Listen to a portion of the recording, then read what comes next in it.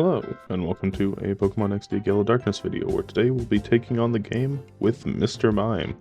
And I do think that Mr. Mime is going to do very well in this game because it has pretty good stats, and the Psychic type is just really good in this game as well. So with that, let's go ahead and get right into it. For base stats, Mr. Mime has 40 HP, 45 attack, 65 defense, 110 special attack, 120 special defense, and 90 speed, and gets access to frankly a ton of moves. Most of those are Psychic type, but it also does get quite a few normal type moves, as well as a couple fighting type moves, ghost type moves, electric type moves, and even a few dark type moves. However, the thing to note about this Pokemon is that looking down the list of moves it actually gets, most of them are either setup moves to raise your defense, raise your attack, change the weather, give status, or they're very gimmicky moves like Recycle, Trick, and Roleplay. Despite that though, it does start out with some pretty good moves like Barrier, Confusion, and Substitute, which will definitely help early on, so I do think it's going to do fairly well right off the bat. Anyway, our Mr. Mime has a Lax nature, which raises its defense and lowers its special defense, which is honestly fine. It's incredibly frail on the defensive side, so this will definitely help. And it has the Soundproof ability, which makes me immune to all sound-based moves like Growl or Uproar, so that could come in handy occasionally. And according to Bulbapedia, it gets Confusion, Barrier, and Substitute by level 10. So with that, let's go ahead and get right into it. And as you might expect, it being this powerful right off the bat, it doesn't really have anything to cause it any problems early on. However, it also has the move Substitute, which I'm going to use in this battle to make sure Abra can't hit me with any moves that would paralyze or freeze me. Unfortunately, it does break the Substitute only after 2 attacks, and it seems that Abra is actually a 3-shot. I go for another Confusion. It hits me with an Ice Punch, no freeze though, and so I'm able to finish it off with one last Confusion. Then out comes his Shroomish, and the Horseys really aren't doing too much damage to me, so I go for Confusion to try to take down the Shroomish as quick as possible. It is a 2-shot though, so I will need one more Confusion to take it down. Absorb takes me down to 6 HP. I go for another Confusion to finish it off. And then all that's left is the Horsey, which takes me down to 1 HP, so there's a good chance I lose. Unless this Confusion takes down the Horsey in a single hit. Okay, well that wasn't too bad. At level 13 I get Meditate, and I move right along to the Power Rangers, which I'm going to choose Purple just because all of his Pokemon are Poison type, meaning that I'll do super effective damage. And while I'd usually get rid of the Coughing first, I'm going to get rid of the Muck specifically because it has the move Disable, and I only have one attacking move, so it really wouldn't be great to be hit by it. So I'd like to just commence a little bit of rambling. If you are enjoying this video so far, consider liking, and if you have any Pokemon suggestions, please put them down below. So with that, we're just about done with this battle. Coughing should just be a one-shot with Confusion. And that's the Purple Trainer down. At level 17, I get the move Double Slap, which I teach over Meditate, and soon after I go ahead and teach the move Mimic over Barrier, and then a little ways after that I decide to teach Seismic Toss over Double Slap, and the main reason for all of this is because of Naps. Now Naps is always a bit of a threat for a variety of different Pokemon, simply because either the Rhydon is an issue, or in this case, the Murkrow is an issue, because it's a Dark type and I only had a very weak physical move or Confusion, which it's immune to. And then after the Murkrow is this Beldum here, who is 4 times resistant to Psychic and resists Double Slap. So 2 Seismic Tosses, finish it off, and then all that's left is a Slackoth that goes down to a single Confusion. Anyway, onto the fight against Lavrinish, leads with a Love Disc and a Beautifly. I go for Confusion, which doesn't quite one-shot Beautifly. Hits me with a critical hit, super effective Thief, which is a bit unfortunate. And then out comes Roselia. Water Guns really aren't doing too much damage to me. Confusion takes down Roselia in a single hit, because it is part Poison type. I go ahead and teach the move Psybeam over Confusion, and now we can see how much it'll do to her final Pokemon, Shadow Delcatty. Water Gun takes me down to 25 HP, and Psybeam does well over half, but unfortunately a Shadow Rush nearly finishes me off. I'm able to take down the Delcatty though, but Water Gun will finish the job. But now that I have Psybeam and am a level higher, I'm able to take down the Beautifly in a single hit, so it's not able to get off a super effective attack. I'm able to take down the Roselia in a single hit, just as before. And I do know that Delcatty will be a 2-shot, so it hits me with a Shadow Rush, and I finish it off, and then all that's left is the Love Disc, which should just go down to a single Psybeam. And that's Lavrina. Okay, well, we move on to the obligatory Mirror Bee. Hello there, Mirror Bee. How are you doing today? Good to hear. Anyway, I go ahead and pick up the Ralts here because it's holding the Twisted Spoon item, which raises Psychic type damage by 10%. And then at the Realgam Tower, I pick up my two favorite TMs, Hidden Power and Protect. And I'm going to teach Hidden Power right away, which happens to be Hidden Power Grass. Now, while Grass isn't the best Hidden Power type I could get, it certainly is decent for taking down the Quagsire, so it'll come in handy for Snaddle. Speaking of, Snaddle leads with a Lantern and a Quagsire. I go for Hidden Power to see how much it'll do to Lantern, but it's not quite a one-shot. Quagsire hits me with a Rock Tomb, lowering my speed. I go for another Hidden Power, this time to take down the Quagsire in a single hit, and then I decide not to get Roleplay. Out comes his Shadow Lunatone, so I'm going to go for Hidden Power again, which unfortunately doesn't one-shot it, so it's able to set up Shadow Sky, so now I'm going to be taking constant chip damage, and it actually brings me down to 1 HP, so I decide to use this just to get a little more experience before I go down, and that's the first attempt. So now on attempt number 4, I go into the battle and take down Quagsire right away because I don't want my speed lowered, and then out comes the Shadow Lunatone. Lantern hits me with a pretty weak Shockwave. I go for Hidden Power that still doesn't one-shot the Lunatone. It sets up Shadow Sky, which rains Fruity Pebbles on everything. I go for another Hidden Power to finish it off, and then out comes Cast Form. Now Cast Form really isn't that big of a threat because I can take it down in a single Psybeam, so after the Fruity Pebbles fall, I do just that, and then out comes his final Pokemon, which is Metang. And Metang is completely resistant to my Psychic type damage, so before I decide to take it down, I decide to take down the Lantern. And then all that's left is it, which is going to just use Metal Claws, which do a little bit of damage. I go for Seismic Toss to take it down below half. Metal Claw takes me incredibly low, but the Fruity Pebbles stop, and I finish off Metang. So not too bad.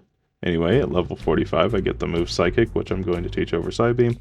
And before the next boss fight, I go ahead and teach Protect over Hidden Power. So Gonzap has an Electrode and a Nuzleaf, and on the first turn, Nuzleaf always goes for Fake Out. So I'd go for Protect, and then on the second turn, go for Psychic into Electrode to take it down in a single hit. Another Psychic to take down the Vileplume, and then out comes Whiscash. Nuzleaf hits a Hyper Beam that does about half my health. I go for Psychic to take down the Whiscash. And then out comes his final Pokemon, which is Skarmory. I go for a Psychic into it, but it seems to be a two-shot, and Hyper Beam finishes me off. So this battle isn't too hard. I forgot to equip the Leftovers item on the first attempt, and on top of that I was already damaged, so this was a pretty easy second attempt. However, Nuzleaf doesn't go down without a fight because it gets a crit on Hyper Beam, doing quite a bit of damage to me. And of course we know that the Psychic does take down the Whiscash in a single hit. And then out comes Skarmory, which survives one. Hits me with Hyper Beam, doing quite a bit of damage. I heal up just a little bit just in case I get another crit done on me. Finish off Skarmory with Seismic Toss. And Nuzleaf's a two-shot with Seismic Toss, so it goes down. And easy second attempt on Gonzap. Anyway, at the Pyramid, I go ahead and teach the move Thunderbolt over Seismic Toss and go into the battle against Gorgon. He leads with a Celio and a Lairon. I go for Thunderbolt to take down Celio in a single hit. Then out comes Slowking, and I go for Thunderbolt to take down the Lairon now because it's going to be using either Iron Tail or Earthquake, which I don't really want to be hit by because of my frailty. And so I go ahead and take down the Slowking now with Thunderbolt, and then out comes his first Shadow Pokemon, which is Primeape. I go for Psychic to take it down, and then out comes his second Shadow Pokemon, which is a Hypno, and Ursaring goes for Slash, getting a crit, doing about half my health. I go for Protect just in case to heal up a little bit before taking down the Ursaring with a Psychic, and then all that's left is that Hypno. Gets into the Shadow Storm, doing not too much damage. Go for Thunderbolt. Not enough to take it down either, but one more Thunderbolt will do the trick, and that's Gorgon on the first attempt. Okay, well, Mr. Mime is doing incredibly well so far. Its only issues so far have been Naps and Snaddle, which weren't even too big a time loss. So with that, we go on to the last area of the game, and we run into Lavrina once again. She leads with a Gorbis and a Gardevoir. I go for Thunderbolt to immediately take down the Gorbis, and Gardevoir hits me with an Ice Punch.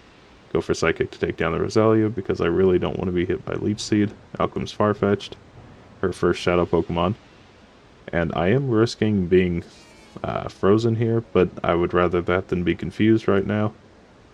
And then out comes her final Pokemon, Altaria. I go for Thunderbolt to finally take down the Gardevoir, which doesn't even one-shot it.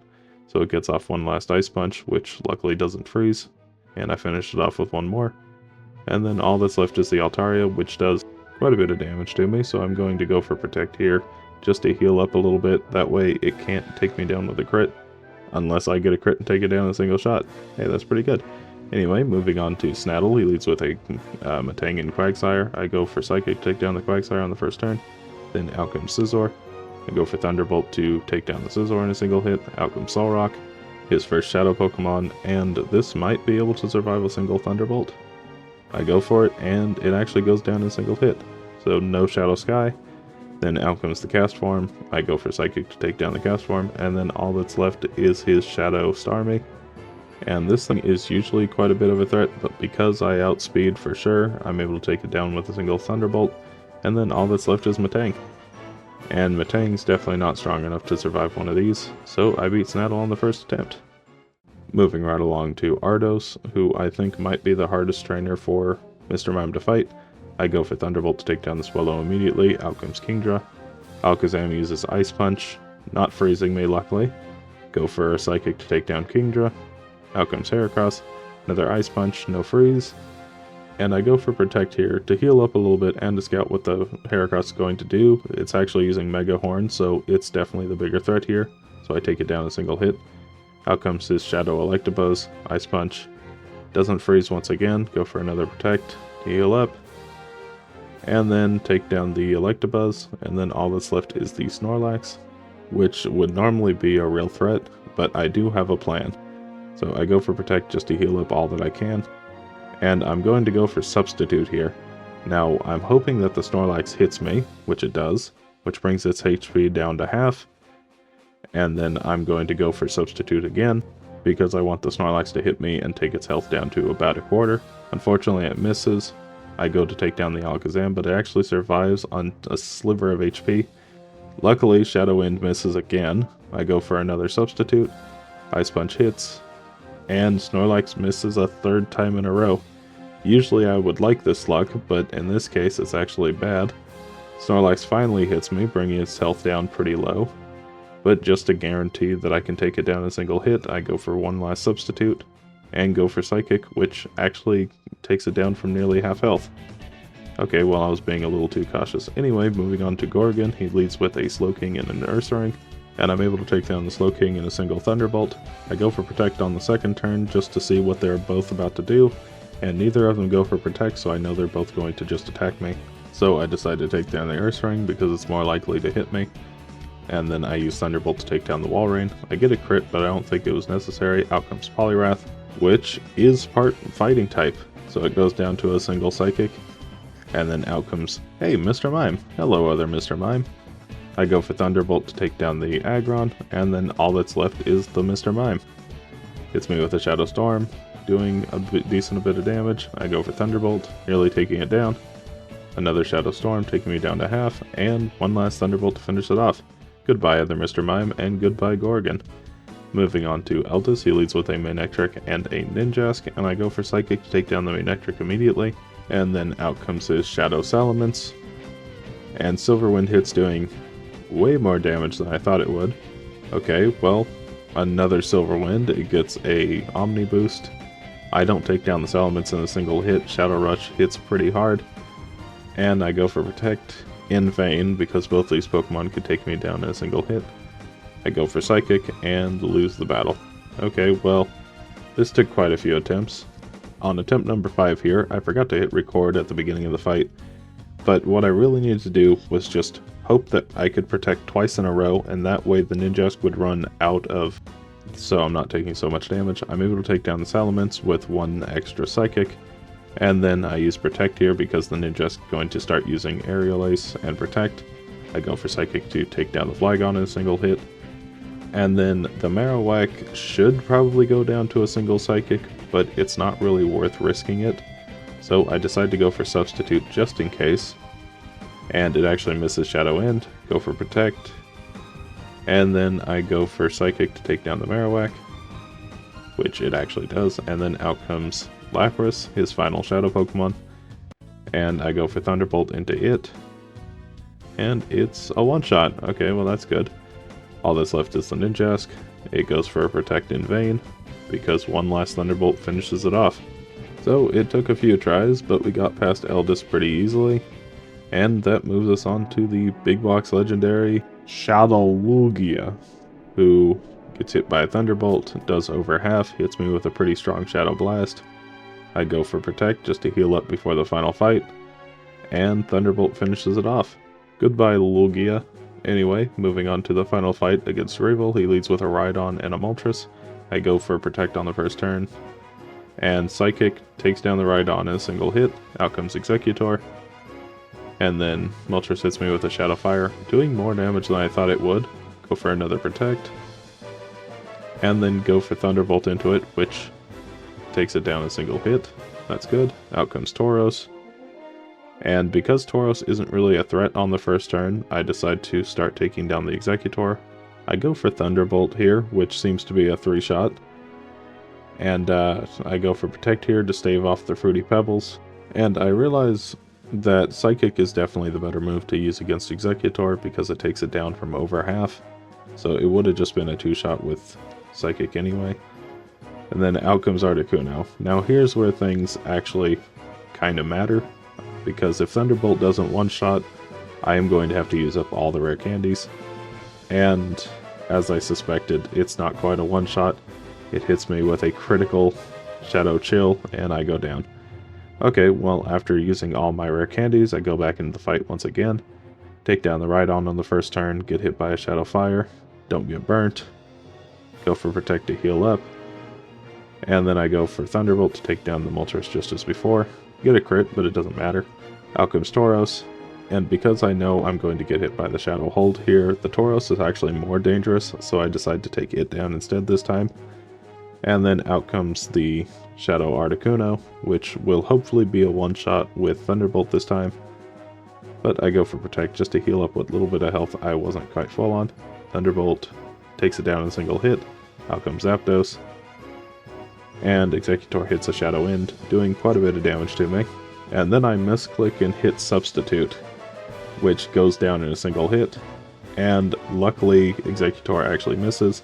This time I use the correct move, Protect, go for Psychic to take down Executor, and then all that's left is the Zapdos, which luckily doesn't paralyze me. Go for another Protect. Psychic actually takes it down in a single hit, and we beat Greevil. So with that, how well did Mr. Mime do? Well, it beat the game at a time of 8 hours, 39 minutes, and 6 seconds at level 80, and fainted 17 times throughout the game. Now, this is a really good time, and the hardest thing about this was I didn't know whether or not to put it in the A+ tier or in the S tier.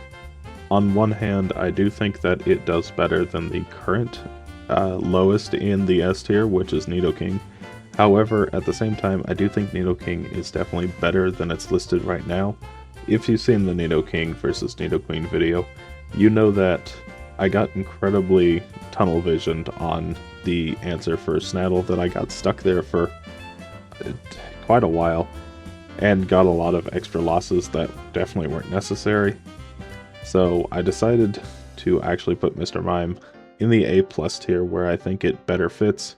Its time's a little worse than both Nidoking and Zangoose, so I just didn't think it fit S tier quite right. But I think A+ tier fits it really well because it actually finds itself right next to another incredible psychic type, Grumpig. And another thing to note about Mr. Mime is, just like many other psychic types, it just can't really deal with the dark type too well. That's why I had to go to using Seismic Toss and Mimic in order to deal with them. So there are a few parts in the game that definitely are a bit slower for Mr. Mime that it can struggle with. And also, it's incredibly frail on the physical side, so it can definitely just lose occasionally, just out of the blue. It'll be at about half health, and then all of a sudden, boom, dead. Anyway, if you did enjoy this video, consider liking and subscribing. If you have any Pokemon suggestions, please put them down below. And thank you so much for watching. Bye!